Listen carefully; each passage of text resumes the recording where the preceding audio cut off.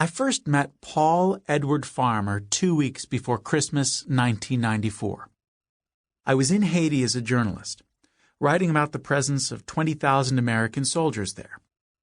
The soldiers' job was to reinstate the country's democratically elected government, in the process stripping power from the junta, a government composed of military leaders whose corrupt and cruel reign had gone on for 3 years. The evening I met Farmer, I was sitting on a second-story balcony of a military outpost, talking with U.S. Army Special Forces Captain John Carroll. The compound was a desperate-looking place. Concrete walls enclosed a weed-dotted parade field, a jail, and a mustard-colored barracks. The captain was stationed with 8 American soldiers in Haiti's rural Central Plateau, charged with keeping the peace for 150,000 Haitians, mostly peasants, spread over 1,000 square miles. The task seemed daunting, if not impossible. The grisly murder of a popular local official, the assistant mayor, had been beheaded, and his body tossed in the Artibonite River, was making life even more complicated for Captain Carroll. The suspect most locals considered the killer was a member of the junta. He had been captured and briefly detained by the captain, only to be released by him for lack of physical evidence and reliable witnesses.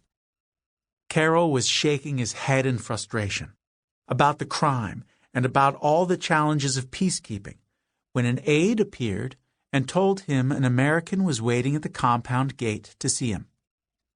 There were, in fact, 5 visitors, 4 of them Haitian, but my gaze lingered on a tall, lanky white man in his mid-30s as the group joined us on the balcony. The American introduced himself as Paul Farmer, a doctor who worked in a hospital in a nearby town called Mirabelais, helping poor people. Farmer had short black hair and a high waist and thin, long arms. His nose came almost to a point, upon which rested a pair of rimless glasses. Despite his pale and even delicate appearance, especially compared to the tanned and muscular Special Forces captain, there was something undeniably confident, even cocky about him. Farmer asked the captain if anyone in the compound needed medical attention. Carroll advised him that he had some sick prisoners the local hospital refused to treat, so he had ended up buying the medicine himself. Farmer flashed a smile. "You'll spend less time in purgatory," he replied. Then he asked, "Who cut off the head of the assistant mayor?"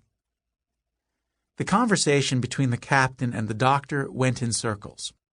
Carroll insisted he couldn't be sure, but Farmer said that everyone in the region had a very clear idea who the killer was. I sensed that the doctor knew Haiti far better than the captain, and that he was trying to give him some important information. He suggested the murder suspect be arrested again, and this time held indefinitely. This was the practical thing to do, he hinted, to imprison the man rather than risk the anger of Haitians who were starting to lose confidence in Captain Carroll's leadership.